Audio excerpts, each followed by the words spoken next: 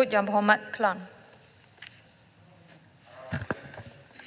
Terima kasih Puan Yang di-Pertua atas peluang yang diberi untuk menyertai perbahasan Titah Diraja kali ini.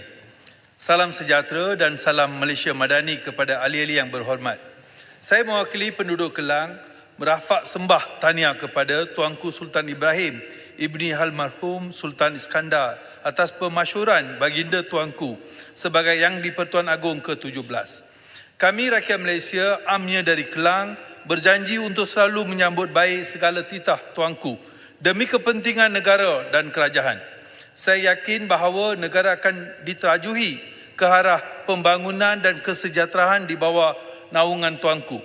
Sebelum saya menyambut titah baginda Tuanku, saya juga ingin merakamkan penghargaan warga Kelang kepada Al-Sultan Abdullah Riaduddin Al-Mustafa Bilal Shah Ibni Almarhum Sultan Haji Hamad Shah Al-Mustahin Bilala dan Tuanku Tunku Haja Aziza Amina Maimunah Iskandaria binti Almarhum Al-Mutawakil Alala Sultan Iskandar Al-Haj atas segala usaha dan sumbangan yang telah dicurahkan sepanjang pemerintahan sebagai ketua negara. Puan Yang di-Pertua, saya ingin memulakan ucapan saya dengan menyentuh beberapa isu yang berkait rapat dengan penduduk kawasan Kelang dahulu. Yang pertama adalah melibatkan isu kesesakan pesakit di Hospital Tengku Ampuan Rahimah Kelang. Sejak dari masa negara kita dilanda pandemik COVID-19 sehingga sekarang, saya masih lagi sering menerima aduan dan keluhan daripada masyarakat bahawa hospital ini selalu dibanjiri pesakit.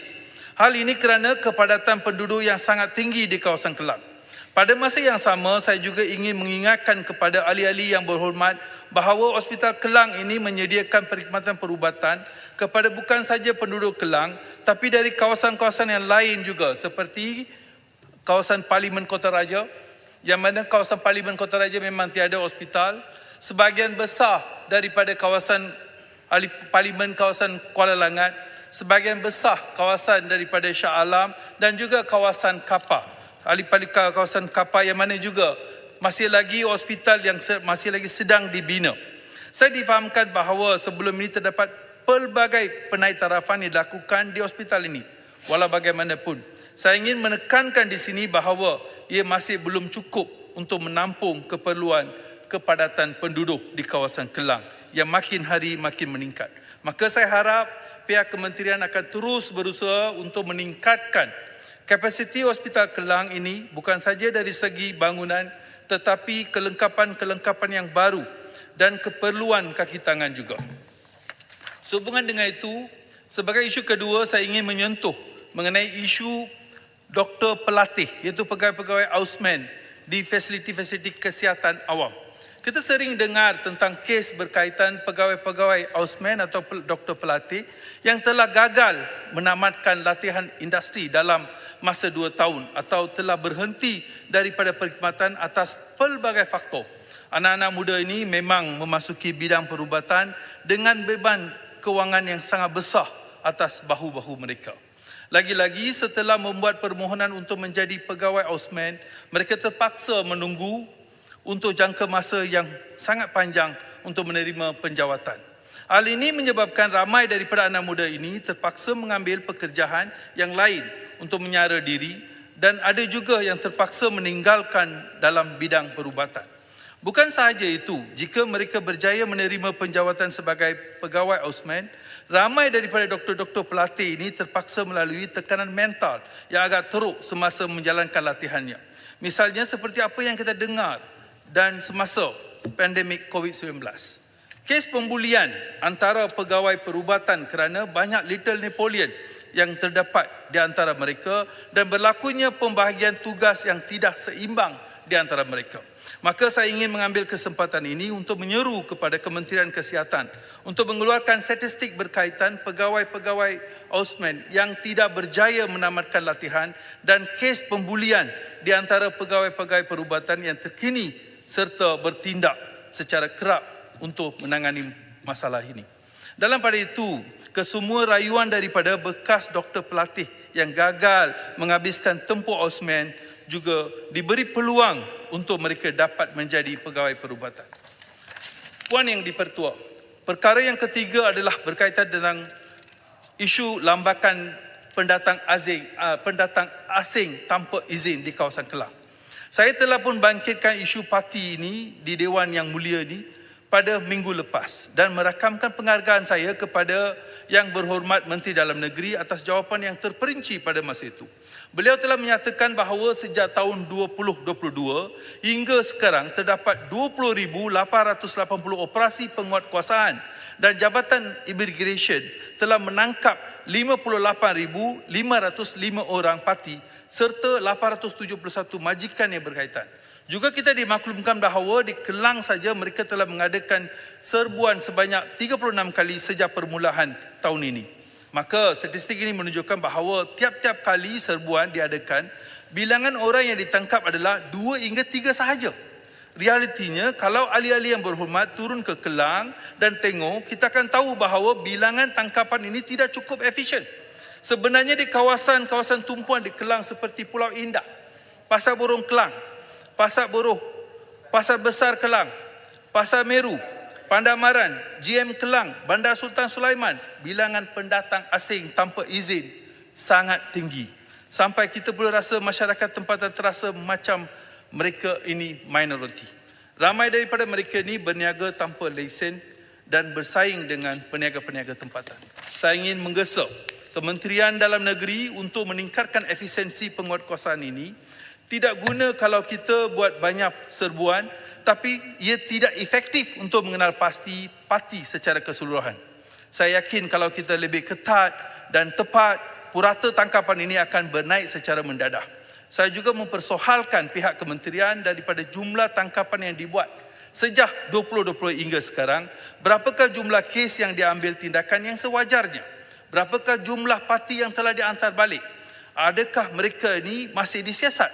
Atau apakah purata masa menunggu untuk tiap-tiap yang ditangkap ini untuk diantar balik? Seterusnya, isu yang keempat berkaitan dengan jualan ramah yang saya ingin menunjukkan kepada Kementerian Perdagangan Dalam Negeri dan Kos Sara Hidup. Saya secara peribadi menghalu-halukan program jualan ramah anjuran Kementerian Perdagangan Dalam Negeri dan Kos Sara Hidup Malaysia yang menawarkan penjimatan harga barangan keperluan harian sehingga 30% lebih murah daripada harga biasa pasaran setempat. Ini suatu inisiatif yang sangat penting untuk kita sama-sama mengurangkan beban masyarakat. Pada masa yang sama, saya ingin menekankan kepada pihak KPDN untuk melakukan penyemakan dan pengimbangan tahap efisiensi inisiatif ini. Sehubungan dengan itu, saya ingin tanya kepada pihak kementerian bahawa berapakah jumlah pemanfaat daripada projek ini pada tahun 2023. Khususnya di Parlimen Kelang, berapakah jumlah penduduk kawasan yang menerima manfaat daripada suntikan peruntukan RM100 juta pada tahun lepas? Saya juga ingin tahu bahawa berapakah jumlah program jualan ehsan ramah yang telah diadakan di kawasan Kelang dari tahun 2023 hingga sekarang. Kini suntikan peruntukan sebanyak RM200 juta bagi tahun 2024 juga telah diberi. Berapakah daripada jumlah tersebut akan dibelanjakan di kawasan Parlimen Kelang? Selain itu, saya juga mengambil kesempatan ini untuk meminta pihak kementerian untuk meningkatkan tahap penglibatan ahli-ahli parlimen tiap-tiap kawasan dalam inisiatif ini. Ini kerana saya berpendapat bahawa ruang penglibatan yang diberi kepada ahli-ahli parlimen berkenaan dengan program jualan ehsan ramah adalah tidak memuaskan. Selain itu, saya ingin membangkitkan berkenaan kemerosotan negara kita dalam program for International Student Assessment PISA 2022. Puan Yang di-Pertua, kemerosotan negara dalam PISA 2022 telah mendedahkan prestasi pendidikan negara yang semakin menurun. Malaysia dilapor mencatat kemerosotan dalam purata pencapaian ketiga-tiga domain literasi dalam PISA 2022 dengan kesan pandemik COVID-19 yang telah menjejaskan aktiviti pengajaran dan pembelajaran sebagai antara faktor penyumbang utama. Perdana Menteri kita sendiri telah mengaku bahawa ini merupakan satu situasi yang agak mengecewakan kerana laporan ini menunjukkan negara kita terburuk dalam kalangan 7 negara ASEAN. Saya juga difahamkan daripada soalan bertulis daripada Kementerian Pendidikan bahawa pihak mereka mengambil berat terhadap keadaan ini dan telah melaksanakan beberapa strategi untuk mempertingkatkan kompetensi pelajar-pelajar kita dalam mata pelajaran STEM dan bahasa Inggeris. Saya mengalu-alukan segala pendekatan mereka demi kebaikan anak-anak kita. Walau bagaimanapun saya ingin menyarankan kepada pihak Kementerian Pendidikan bahawa kita seharusnya perlu menetapkan suatu sasaran pencapaian bagi pelajar-pelajar kita untuk tahun-tahun yang akan datang. Tanpa suatu sasaran, mustahil untuk kita menunjukkan peningkatan. Kita juga boleh menetapkan suatu sasaran yang negara kita ingin mencapai di laporan PISA pada tahun-tahun akan datang supaya nanti lebih senang untuk kita buat perbandingan dari segi proses dan kemajuan. Akhir sekali, Puan Yang di-Pertua, saya ingin menyentuh sedikit mengenai unit transformasi masyarakat India ataupun Mitra. Di Dewan Yang Mulia ini, saya ingin mengucapkan tahniah kepada Ahli Parlimen Batu yang telah dilantik sebagai pengerusi jawatan kuasa pasukan petugas khas unit transformasi masyarakat India baru-baru ini.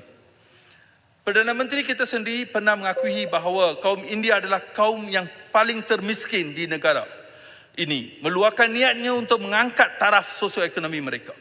Terima kasih kepada Yang Amat Berhormat Perdana Menteri kita yang memilih untuk meneruskan inisiatif dan memperuntukkan sebanyak RM100 juta untuk memperkasakan nasib kaum India. Saya harap pada tahun ini Mitra akan diuruskan dengan utamakan ketulusan berbanding tahun-tahun yang lepas. Pada tahun-tahun yang lepas, terdapat pelbagai jenis ketirisan yang berlaku dalam proses pengagihan dana ini. Dan semoga tahun ini di bawah pengurusan Kementerian Perpaduan Negara, masalah-masalah sebegini dibetulkan. Saya juga menyuruh kepada pihak Kementerian Perpaduan Negara dan kepimpinan baru Mitra untuk merangkakan pelan tindakan terperinci Mitra untuk tahun ini secepat mungkin supaya dibentangkan kepada pihak-pihak terlibat. Dan saya menyeru sekali lagi, pihak kementerian dan juga pihak-pihak yang terlibat patut jangka masa rancangan mereka patut diketengahkan kepada semua pihak supaya kita tak perlu menunggu-nunggu untuk permohonan untuk Mitra nanti. Sekian, terima kasih. Terima kasih Yang Berhormat Kelang. Saya jumpa